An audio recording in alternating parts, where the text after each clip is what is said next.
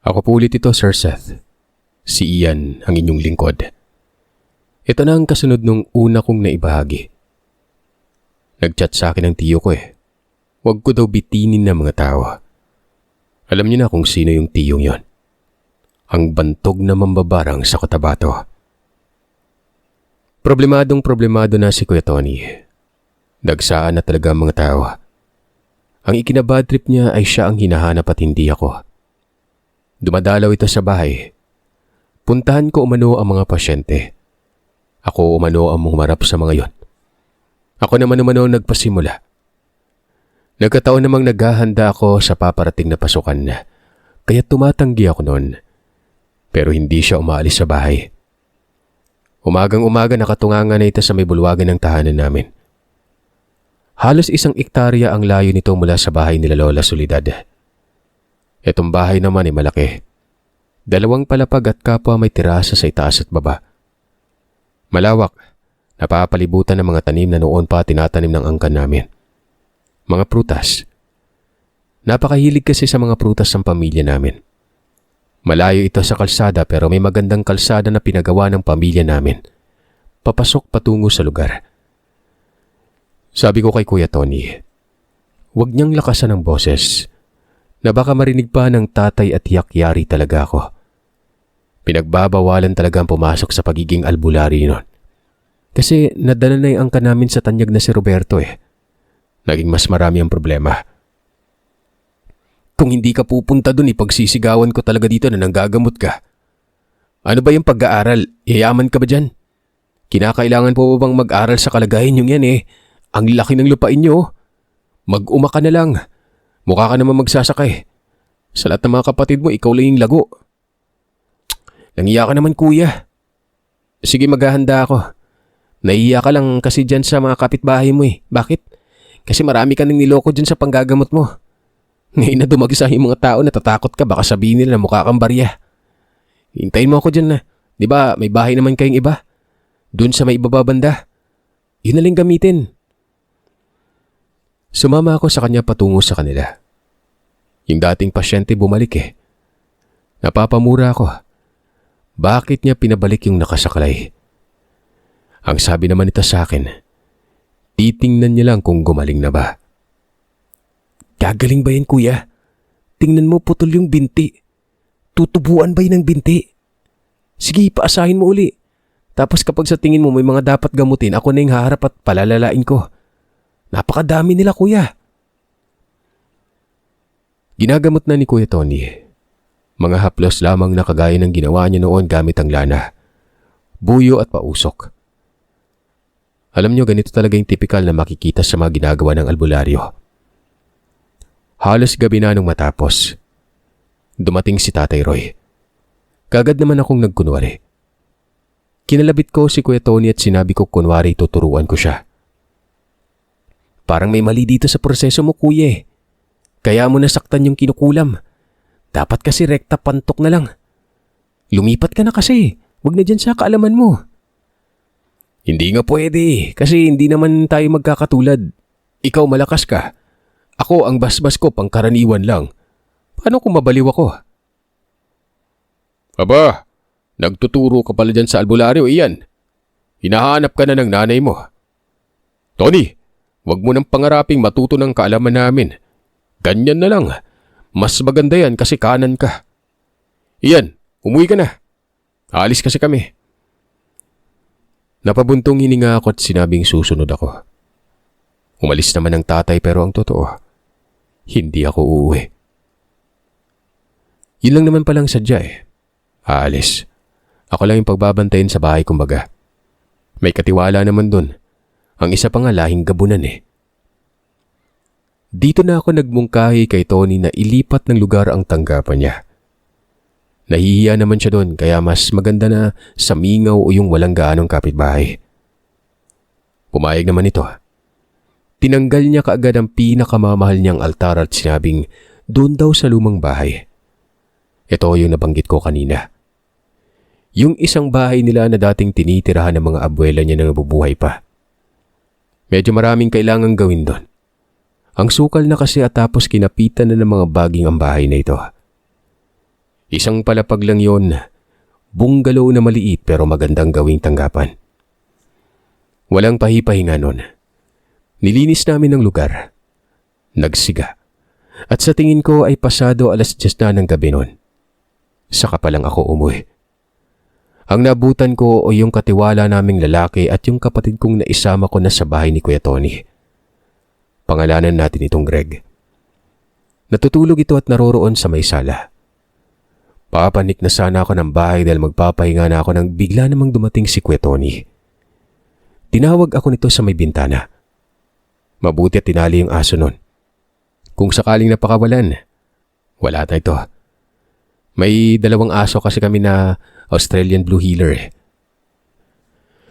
Nagtanong ako kung anong problema. Wika naman ito noon na nakasimangot pang muka. Dalian ko daw. May dumating umano na pasyente. Mukhang sinasapian. Bakit dinala-dila doon yung sinasapian? Bakit hindi na lang sa Paris sa isip ko pa? Tinanong ko ito sa kanya. Pero wala. Kinukulit lamang ako nito. Napansin pala ng katiwala na si Kuya Jun at nagtanong kung bakit may tao. Sabi ko'y kaibigan ko at magpapatulong lang. Napupuntahan ko sila sa kanila. Itong si Kuya Jun, ito na yung dugong aswang. Si tatay ang nagtalaga sa kanya. At anak ito ni Mang Pandak. Kilala niyo naman yun, di ba? Gabing-gabi na sir Sasamahan ko kayo. Sabi ko noon wag na lang. Pero umiling ito at hindi daw siya papayag. Kaya ayun, wala akong nagawa kundi ang pasamahin ito. Umalis kami. Doon na diretso sa ikalawang lugar ni Kuya Tony. Bumungad dito ang 2 babae at isang tila kaidaran ko lang. Itong mga babae, matatanda at sakto lang sa edad. Tingin ko itong isa nanay nung lalaki at itong pasyente. Tumitiri ka mga mata. Tapos nagsasalita. Pero yung salita niya ay para bang nagyayaw-yaw lang. Dama ko ang elemento. Sapi nga ito. Pero ang tanong, kaya ko bang gamutin yon? Wala pa naman akong karanasan sa sapi kako. Sa pagpatay ay meron pero dito, wala. Kinausap ko si Kuya Tony, sabi ko, siya na lamang ang umasikaso. Kanan naman kasi siya. Sinubukan ko kanina Parang mahihimatay ako, ang lakas Tapos tingin mo kuya kaya ko yan? Loko ka talaga. Ikaw naman yung may kaalamang akma sa ganyan Sige na. Magandang gabi po. Nadala na po ba ito sa pare? Tanong ko. Ang sabi naman itong matanda na parang sobrang balisa ay naidaan na raw sa pare at nasalang paumano sa mahabang pagdadasal. Pero walang nangyari. Makalipas lamang ang 1 linggo, binalikan ng sapi ang apo niya. Inilapit ulit sa pari at paulit-lulit lamang ang nangyayari. Tango lang ako ng tango. Hanggang sa may binulong sa akin si Kuya Jun. Ang sabi nito, gayahin ko daw ang ginawa ng tiyo ko. Yun bang ginawa ni Roberto? Pantukin, tapos kausapin ng elemento. Nalaman niya ito sa tatay niya gawa ng magkakasama si Roberto at si Mang Pandak dati. May punto itong si Kuya Jun. Sabi ko, hawakan nilang pasyente. Walang mauupuan dun sa loob ng bahay kaya sasayag na lang. Maalikabok pa. Hindi pa nalinis ng gustong loob. Inuna namin ang sa labas nun. Si Kuya Jun at Kuya Tony ang humawak. Ito namang 2 babae ay nagtungo sa may beranda. May beranda din naman kasi ang bahay pero sira nga lang ang bubungan. Ito matanda. Tama ako ng hinala. Abuelo ito at tawagin nating Lola Fat. Habang yung isa naman, nanay ito ng binata na si Manang Bea. Yung binata, Tom na lang itawag. Pero hindi naman kamukha ni Lola Fat si Manang Bea. Maputi kasi si Lola Fat. Tapos itong si Aling Bea kulot ang buhok at may kaitiman. Ilang kandila ba meron ka dyan, Kuya Tony? Marami. Tingnan mo na lang sa altar. Manipis nga lang. Kinapaka pa ako ang altar. Ang taas naman kasi ng pinaglagyan Hindi ako katangkaran kaya nahihirapan ako. May mga kandila, 8 lahat. Dapat 13 pero tinitingnan ko kung uubra ba. Tiniri kong lahat yun sa may sahig at nag-usal ng 2 kataga. Wala nang ritual. Gaya ng sinabi ko, mabilis na ang pamamaraan sa kasalukuyan. Matapos ko makapag-usal, dinampi ko ang palad ko sa noo nitong sinasapian. Tapos, umayos ka. Tingnan mo ako. Sino kang anak ka ng 7 baka ka? Sabi ko nun. Nakayuko pa yun. Dahan-dahang umaangat ang ulo habang nakangiti. Yung mga mata ay nanlilisik. Bumitaw si Kuya John at sinabing nakakatakot daw. Kuya, huwag mong bitawan. Hawakan mo. Ano ka ba? Ang tapang ng tatay mo tapos duwag ka. Muling humawak si Kuya John. Nagsalita itong sabi. Ayon dito ay hindi daw siya natitinag sa kapwa Diablo. Ibig sabihin, Sir Seth, kilala ako ng sapi nun. Kinausap ko ito. Total parehas naman kami. Sabi ko, pwede kaming maging magkaibigan. Ang mga masasama ay dapat magkaisa. Ilubayan niya ang binata tapos sa akin siya lumipat. Yung masaya tayo. Ganun. Sige na. Ano pang tinititig mo dyan? Lumipat ka sa akin.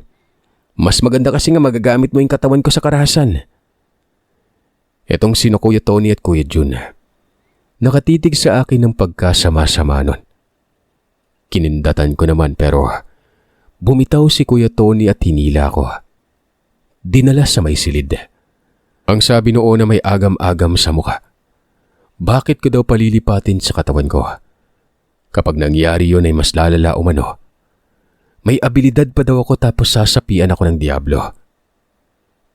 Ano ka ba? Gagawin ko ba ito kung hindi ko alam, Kuya? Wala eh. Hindi ko kayang itabo yan. Anong akala mo? Pasasapiin ko siya sa katawan ko kasi nga matutunaw na lang yan. Nakatala ang buhay ko sa ibang Diablo, hindi sa kanya. At kapag pumasok yan, yari yan. Burado ang presensya niyan. Nag-aalala ako baka iba yung kalalabasan eh. Sige, ganito na lang. Total, may malasakit ka sa akin. Sa'yo ko pa sasapiin ano. Pwede ba yun? Oh, ba't ayaw mong umimi, Kuya? Huwag na lang, mas maganda siguro sa'yo. Bumalik sa pagkahawak si Kuya Tony doon sa pasyente. Itong binatay nakatitig pa rin sa akin. Sabi ko ulit na lumipat siya. Tawa ng tawa ang sapi hanggang sa bumagsak ang ulo ng binata. At para bang may sumampal sa mukha ko. Wala na. Nasa loob na siya ng katawan ko nun. Utakan lang yan eh. Kanino ba ako magmamana? Malamang sa dating bantugan na iniisa ng isang katulad ng kampo ng dilim.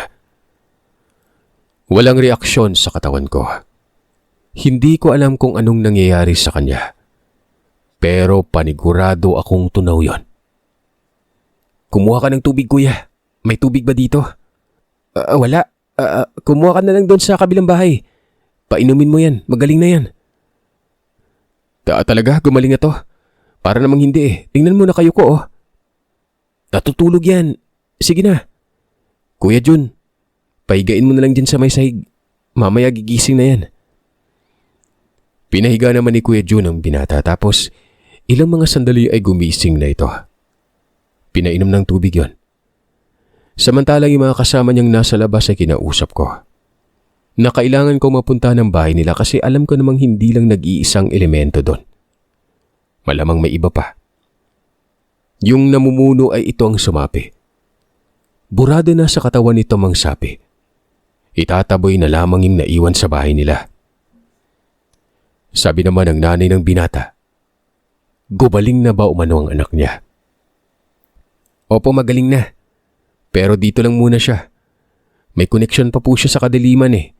Hindi pa nalilinis ang katawan niya. Sasama po ako sa inyo. Gabing-gabi nun, hindi ko alam kung may masasakyan ba kami. Yung binatang si Tom, ang kasama niya ay yung lola niya. Bahala na sila doon basta alam kong ayos ng lalaki. Pari na lamang ang kulang. Cleansing at basbas. Tingin ko, kaya sigurong gawin yun ni Kuya Tony. Pagkarating namin sa kalsada, namangha ako kasi nga may sasakyan naman pala itong pamilya. Toyota Corolla ito na sa mga panahong yun ay modernong modelo. Kumbaga may kaya sila. Sumakay kami at nagmaneho si Manang Bea. Malapit ang lugar na nasa kabilang lungsod lang. Malaki ang bahay gaya ng inaasahan ko. Bungalow, parang bagong gawa. Perong damang-dama ko ang bigat ng lugar. Malamig at mabigat. Ito ang kaibahan sa aswang, Sir Seth. Kapag aswang kasi ay mainit yon. Malabig naman yung mga kaluluwa at mga elemento. Maging yung mga engkanto. Malamig din ang presensya. Pero lahat naman ng yan mabigat pa rin. Mahirap huminga. Etong si Kuya Jun ay sinabihan kong pakiramdaman niya sa likod ng bahay. Malakas ang pakiramdam ng gabunan. Ang akin kasi noon ay naghihinala din ako na baka may mangkukulam sa lugar at tinaniman ng sumpa ang bahay. Kaya't pinamahayan talaga ng mga masasamang elemento. Si Kuya Tony ay nagsisiga. Hindi pa kami pumapasok ng bahay. Hindi pwede.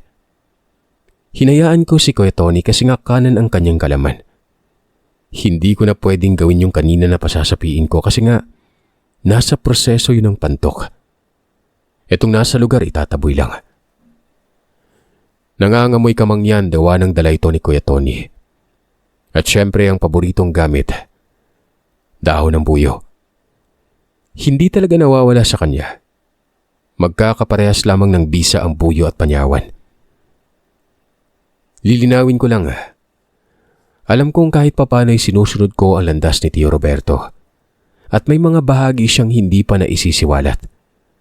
Ako na siguro ang magbabahagi nito at ganun din sa mga pamamaraan. Nag-uusal lamang ako noon. Tinatawag ko ang presensya ng dilim. Paniguradong lalapit sa akin ang mga nakatira na kung ano sa bahay na ito. 3 lang pala silang nakatira doon. Si Lola Fat, Manang Bea at ang binatang si Tom. Wala naman kasi ako nakitang ibang tao. Madaling araw. Mga pasado 3:00 na ata noon ay nakakaramdam ako ng matinding pagkapagod. Iniinda ko ito. Bumalik si Kuya Jun at ang sabi noon ay may mga bakas ng aswang. Pero hindi naman sariwa. Nasa likod lahat. Ganun ba, Kuya? Masusundan mo ba yung bakas? Kaya mo ba yon? Oo naman. Sandali lang. Magkalinawan nga tayo iyan. Pinamasok mo na ba yung pagiging albularyo ha? Ginagaya mo yung tiyo mo. Hindi pwede ah. Wala kang tangan, siya meron. Yari ka talaga sa kanya kapag nalaman niya to. Huwag ka na lang kasi maingay, Kuya. Alam ko namang pagagalitan ako nun eh. Gusto ko tsaka huwag mong sasabihin sa tatay ha. Iba pa naman magalit yun. Bahala ka. Basta huwag mo akong idadamay ha. Baka isipin na lang sinusulsulan pa kita sa gusto mo. Aalis na ako at babalik ako mamaya. Umalis na si Kuya Jun. Kinabahan tuloy ako sa mga sinabi niya. Gaya ng nabanggit ko ay bawal talaga ito sa amin. Ang maging albularyo dahil nadala na ang angkan namin nun. Mas dumami ang kalaban. Ito nga ang dahilan kung bakit lumaya si Tio Roberto at yon. Nakatira sa Bulacan. Kasama niya yung pamilya niya. Umuwi naman yun pero minsan lang at ang dahilan kung bakit siya umuwi. Yung may mga mabibigat ng problema. Siya kasi ang nagre-resolba eh. Kung titingnan parang walang alam pero meron palang angking galing.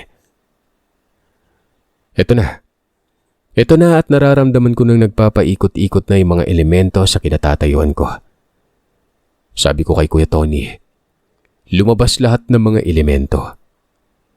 Tumango naman ito na para bang alam ang gagawin. Nagtatatakbo ito papasok ng bahay, bit-bit ang bunot na may siga. Nagpapausok yon tapos lumabas at sa bawat kanto ng bahay, nagdadasal. Ganun lang. Ang tawag dito, selyong poder. Ano sa tingin mo, Kuya? Pwede na ba? Matibay ba yan? Sambit ko. Sandali oy, nagmamadali ka ba? Maghintay ka. Sino ba kasing nag-utos sa'yo na tawagin ng mga elemento? Pwede namang hindi eh. Nawala tuloy ako sa proseso ko. Hanggang sa maya-maya pa ay bumalik si Kuya Jun. Ang sabi niya ay nakita na raw niya kung nasaan nakatira.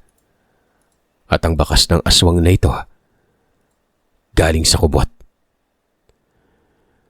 Gulat na gulat ako matapos mamutawi sa bibig ni Kuya Jun. Literal na hukluban ang mga kubot. Tama naman ako ng duda. May nagsagawa ng sumpa dito sa bahay. Bakit nga ba ako naghihinala ng ganon? Di ba nga mapapatanong kayo?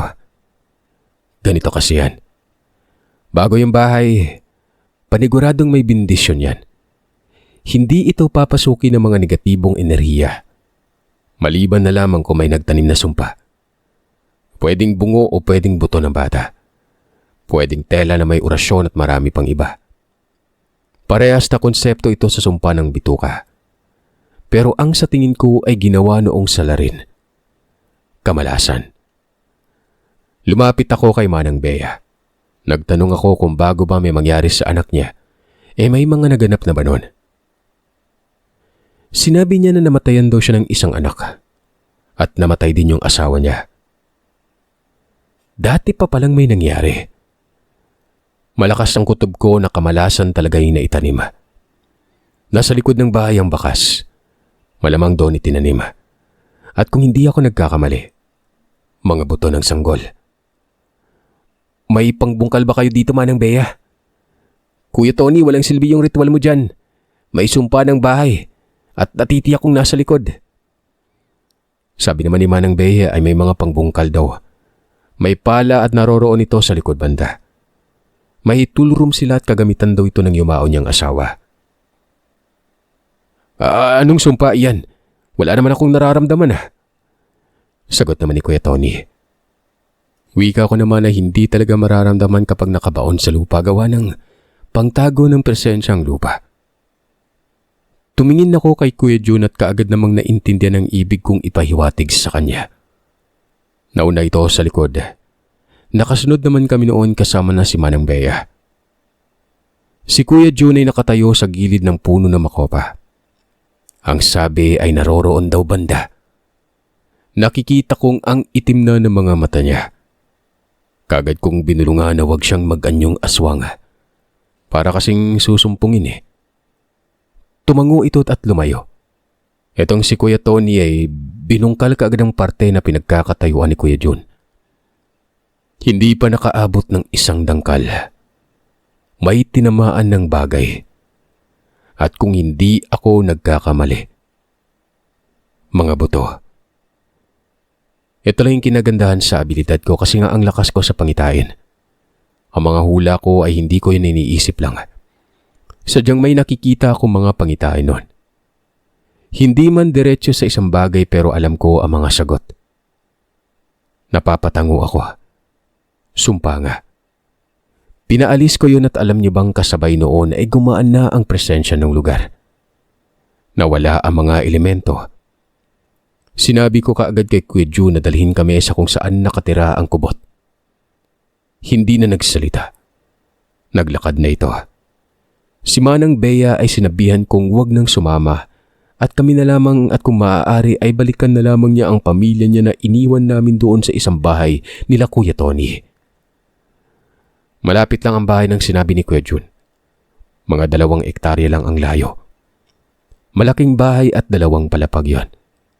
Napakaluma na para bang pinamumugaran ng isang katerbang diablo. Nakakatakot pa ang postura sa labas. Ang lalaki ng mga puno. May mga natatanaw ako mga bahay sa bandang unahan. Tingin ko ay sa kabilang parte na ito ng lugar. Naamoy ko siya. Naririyan siya sa loob. Papasukin ba? Tanong ni Kuya Jun. Napakalakas ng korsonada nito. Hindi ko alam kung bakit biglang tumapang. Hinila ko si Kuya Jun palayo kay Kuya Tony. At mahina kong sinabi na huwag siyang magpapahalata. Walang nakakaalam na iba sa kanyang pagkatao maliban na lamang sa akin nun. At huwag niyang papapasukin ang bahay. Alam naman niyang kubot yan.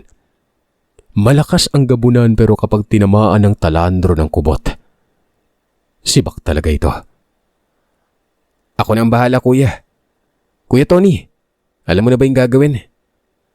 Hindi. Ikaw naman yung nagsabi na pupuntan, di ba? Akala ko alam mo. Ano? Alam niyang naririto tayo, kuya. Pero hindi ko alam kung naririyan siya. Nakatago sa orasyong sa bulag eh. Pero hindi siya makakatakas sa... wag na lang pala. Dito lang muna kayo. Kamuntikan pang madulas ang dila ko. Kamuntikan pang masabi ko noon na aswang si Kuya Jun. Hindi kasi ito nararamdaman ng albularyo. Napakalakas ng sabulag na nilagay ni Tio Roberto sa angkan ng mga gabunan. Lumapit ako sa bahay. Sa mga sandaling ito ay paniguradong lalabas ang kung sinong kubot ang nasa loob kapag nagpakawala ako ng barang. 2 usal lang at tinapik ko ang dingding. Ganun kadalilon. Kung ilan man sila sa loob, lahat sila'y tatamaan. At hindi ako nagkamali. Ilang saglit lang ay may nagkasigawan sa loob. Dito ko palang kasi naramdaman ang presensya nila. Pero iisa lamang ang aswang. At kung hindi ako nagkakamali, babae ito. Doon sa harap ng bahay naglabasan ng mga tao. Isang pamilya. At nagtatatalon talaga ang mga ito kasabay ng pagpag sa katawan na parang pinuputakte. Sa likod, nagbukas ang pinto at may lumabas na babae na siyang labis kong ikinagulat. Paano ba naman kasi? Kamukha ito ni Manang Bea. Napatitig talaga ako noon, gawa ng siya talaga eh. Ang kaibahan lang ay mas mahaba ang buhok nitong babaeng ito. Naisip ko na baka nagpapanggap kasi nga kubot ito eh. Magaling sa panlilin lang. Lumapit si Kuya Jun at susunggaban ata kaya naman inawat ko. Kuya, wag. Diyan ka lang. Huwag kang lalapit. Mawalang galang na po pero siguro alam mo na yung sadya namin. Huwag ka nang magpanggap. Damang-dama kita. Pwede po bang malaman kung bakit mo sinusumpa yung nakatira dun sa unahan? Tanong ko. Hindi kaagad nakapagsalita itong babae. Nakatitig lamang ito at nakikita ko yung mga ipis na gumagapang sa katawan niya. Ito na yung barang. Pero hindi ito inalintana. Hindi nga ito gumalaw eh. Si Kuya Tino ay lalapit sana pero nagudyat ako ng kamay na huwag siyang lalapit. Samantalang si Kuya Jun, galit na galit ito at ang init na niya. Nasa likod ko siya at anumang sandali ay sasabog ang anyong gabunan nito. Magtititigan na lang po ba tayo? Dama mo naman siguro ako, no? O baka gusto mo pang magkasubukan? Pwede po bang ibalik mo na lang sa normal yung itsura yung pagpapanggap mo? Sigurado ka ba dong sa mga sinasabi mo? Wala ka bang nalalaman patungkol sa amin? Kambal ko yung sinasabi mong nakatira sa unahan. Kambal nyo? Tanong ko. At talagang nawindang ako noon. Pangalanan natin itong Manang Beatrice. At tama kayo nang narinig. Kambal daw siya ni Manang Bea. Dagdag pa nito ay hindi siya nagkukubli ng katauhan. Kanina'y nagkubli siya ng presensya pero magaling daw ako sa barang. Kung kambal mo, bakit mo sinumpa? Ano bang problema nyo? Magkapatid kayo eh. Mahabang istorya. Pero para matauhan ka, may malalim na bangayan kaming pamilya. Ipinakulam niya yung asawa ko. Pinatay. Hindi ko pa alam noon kung sino ang salarin. Galit na galit ako. Lumapit ako sa isang bihasa. Nagpatulong at doon nalaman kong pwede daw akong gumante at malalaman ko ang lahat kung sino ang salarin. Yun ay kapag nagpayanggaw daw ako sa pagiging kubot. Ikaw ba, anong gagawin mo? Di ba nga papasukin na lamang yung pagiging masama? Lupa lang ang dahilan. Konting hindi pagkakaintindi at humantong sa malalim na bangayan. Dagdag pa ni Manang Beatrice. Hindi pa raw siya gumagawa ng hakbang noon eh. Nagkasakit naman ang kanyang anak. At kalaunan ay namatay. Ito na ang tuluyang nagtulak sa kanya para pasukin na ang pagiging kubot. Dahil ang kubot, isang literal na hukluban at mahirap kalabanin. Gumanti siya. tinaniman niya lang umano ng sumpa. Yun lang. Teka, baka pinapaikot mo lang ako. Alam ng kapatid ko ang nangyari kanina. Sa kanila, na ang gumaganti ay ang kapatid niya. Ang kambal niya. Kahit tanungin mo siya ngayon, malalaman mo lahat. Plano niyang ipaubos ang pamilya namin kaya kung ano man ang gusto niya, tinapatan ko lang. Tingnan mo sa loob ng bahay. Nakaratay ang isang anak ko at malapit nang mamatay. Tapos nagpakawala ka pa ng barang. Pumasok ako sa loob at nakita ko nga mula sa pinto ng kusina ang silid na may nakahiga at parang ang luba ng sakit.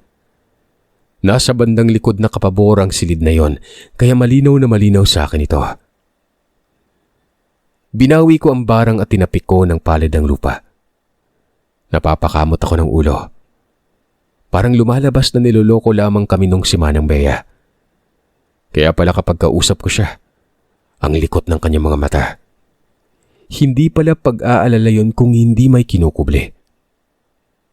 Sabi ko kay Kuya Tino, mauna siya doon sa bahay ni Manang Bea. Tanungin niya kung totoo bang bangayan para malinawan ang lahat. Kung hindi ba naman timang, bakit mo ako papupuntahan doon eh? Di ba nga pinapakuha mo yung anak at inanon na nasa bahay? Mamaya pa yung balik nun ah. Oo nga no. Manang, babalikan kita dito kapag nalaman kong nagsisinungaling ka. Alam mo na yung mangyari sa'yo. Siguro naman kilala mo na yung angkan ko. Nga pala, yung matanda magulang niyo ba yung dalawa? Hindi. Biyenan niya yon. Wala na kaming magulang. Matagal na silang namatay. Napapaisip ako na nagsasabi siguro ito ng totoo. Dahil hindi naman talaga kamukha nila yung matanda. Gaya ng sinabi ko yung maputi yun. At si Manang Bea ang kambal, kulot at maitim ang balat.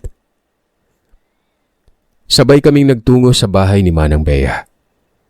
Wala pang tao at hindi pa dumarating. Mag-uumaga na noon ang may pumaradang sasakyan. Masigla ang tingin ni Tom. Pinapasok agad ito sa bahay. Si Kuya Tony ay panay kalabit sa akin. Wika pa nito. Sino ang kakausap?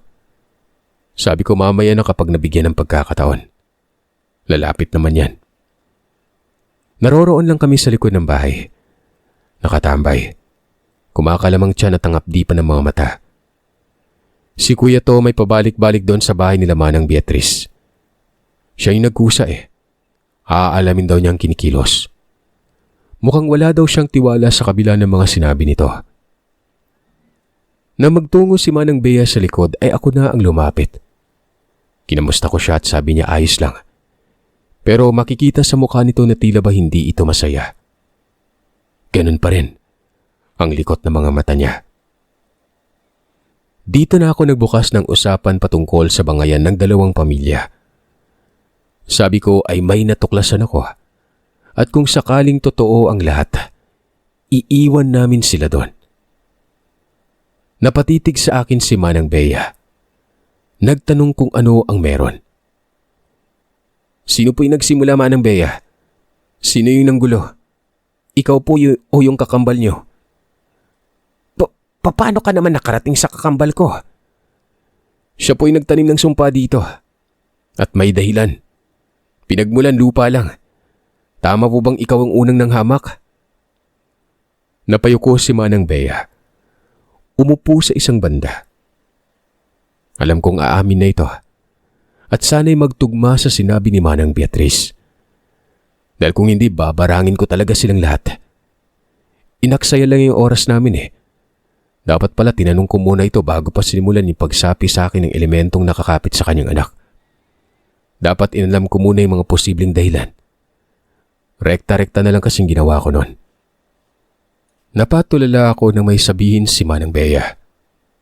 Ito umanong kambal niya ay bumibirig sa kanyang asawa. Nakita niya raw kasi sila magkasama, kaya pinakulam niya ang pamilya. At ang unang tinamaan ay ang asawa ni Manang Beatrice. Sabi ko masyado ng komplikado ang rason niya. Magkakambal sila tapos mga agaw ng asawa. Wika ko talaga na alam kong nagsisungaling itong si Manang Bea.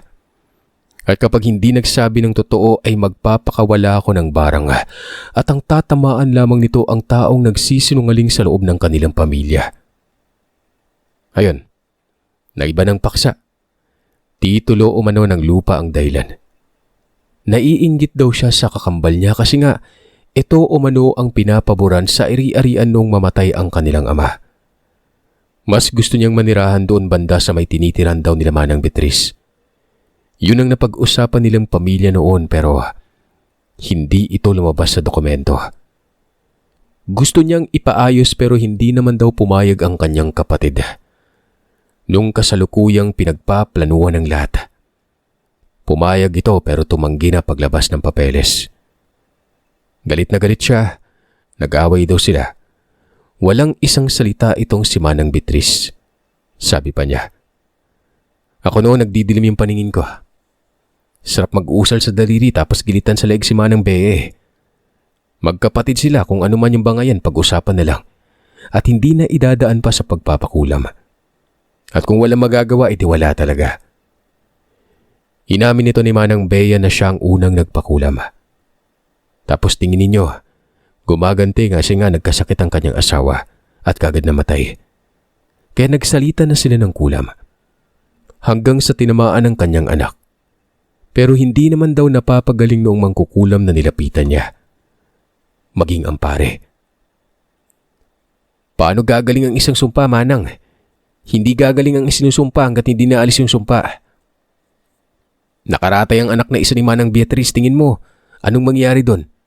Pinakulam mo, di ba? Wala eh. Dama ko dun yung kulam. Kuya Tony, doon na lang natin antayin si Kuya Jun sa bahay. Uwi na tayo. Bahala na sila dito magkapatayan. Kapag lumapit sa'yo, huwag mo nang tutulungan.